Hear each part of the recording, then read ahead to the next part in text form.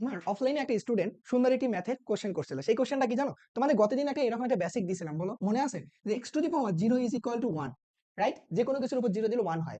আচ্ছা, এইটা যে 1 এর উপর 0 দিলে এটা কত হয় ভাইয়া বলো তো? 1। ঠিক বলছে 1 এর উপর আমি যদি 5 দেই তাহলে এর ভ্যালু কত? ক্যালকুলেটরে দেখলাম এটাও 1। আচ্ছা ভাইয়া বললো যে যদি 1 ইজ ইকুয়াল টু 1, তাহলে আমি কি এটা লিখতে পারি যে 1 to the power 0 is equal to 1 to the power 5? কারণ তারা দুইজনই আমাদের 1, এটা নিয়ে কোনো সন্দেহ নেই। এখন বললো যে ভাইয়া আপনি তো আরেকটা জিনিসও শিখাইছিলেন, সেটা কি? সেটা হচ্ছে এমন যে x two the power a is equal two x two the power b হলে a is equal two b। কারণ বেস যদি সেম হয় তাহলে তাদের পাওয়ার গুলোকে সমান লেখা যায়। এটা আমি তোমাদের শিখাইছিলাম, মনে আছে? আচ্ছা, এই বেসিক অনুযায়ী যদি বেস 1 1 হয় তাহলে পাওয়ার গুলো কত? 0 ইজ ইকুয়াল টু 5। এইটা ভাই বললো যে 0 ইজ ইকুয়াল টু 5 কি হবে ভাইয়া? কারণ আমার তো মাথা ঘুরে গেল, এটা কি বলে? আসলে আমাদের বলো তো এটা হবে? এটা কি হবে না হবে না? বলো, এটা কি হবে? দেখেই তো মনে হচ্ছে 0 আর 5 জিন্দেগিতে আমাদের ইকুয়াল হবে না। তাহলে আসলে এর মধ্যে রহস্যটা কি? আমাদের ম্যাথের বেসিক অনুযায়ী তো এটা সমান হতে পারে। এখানে কিন্তু খটকা লাগতেছে। এখন আমাদের যে বেসিকটা, বুঝছো?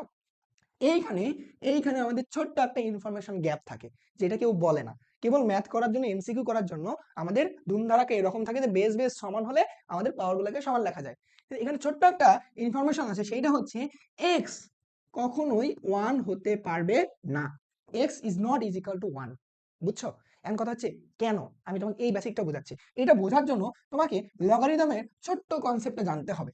লগারিদমের ছোট্ট কনসেপ্ট দিয়ে এটা প্রুভ হয়ে যায়। দেখো, তোমরা জানো, তারপরও তোমাদের এটা ক্লিয়ার না কেমন? দেখো, ধরো x is equal two a, x is equal two b।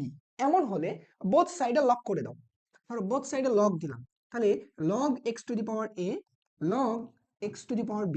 আচ্ছা, x এর পাওয়ার a থাকলে এটা কি বাইরে চলে আসে না? তাহলে a log x, এটাকে পাশে নিয়ে আসো তো, মাইনাস b log x, মানে bটাকে সামনে লিখে পুরোটাকে এইদিকে নিয়ে আসছি, ইজ ইকুয়াল টু 0। এটা লেখা যায়? আচ্ছা বলো, এইখান থেকে log x টাকে কমন নাও তো।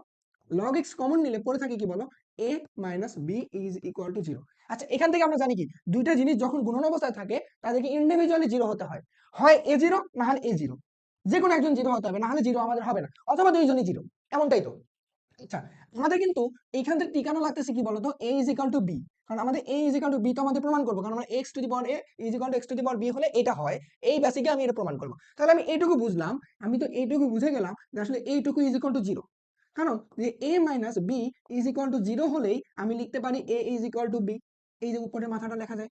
তাহলে অবশ্যই এটা 0 না, এটা 0 না। বুঝতে পারছো? আচ্ছা, এখন দেখো, তাহলে এইটা আমাদের কিন্তু 0 না। তো আমি এইটাকে যদি লিখি যে লগ লগ লগ, দেখো এটাকে, দেখো লগ, যে log log x is not is equal two 0, এটা লেখা যায়। কারণ পাশেরটাকে 0 লিখছি, এটাকে তার 0 লেখা দরকার নেই। যে এখন বলো, এইখান থেকে তুমি কি এটা জানো না বলো তো? লগ এক্স, এখানে এক্স এর ভ্যালু যদি 1 হতো কি হতো? লগ 1। লগ 1 মানে কত? 0। লগ 1 মানে 0 না? এখন বলো, যদি লগ 1 মানে 0 হয়, আমরা তো জানি এখানে 0 হওয়া লাগবে না, 0 হওয়ার দরকার নাই, 0 হওয়া যাবে না।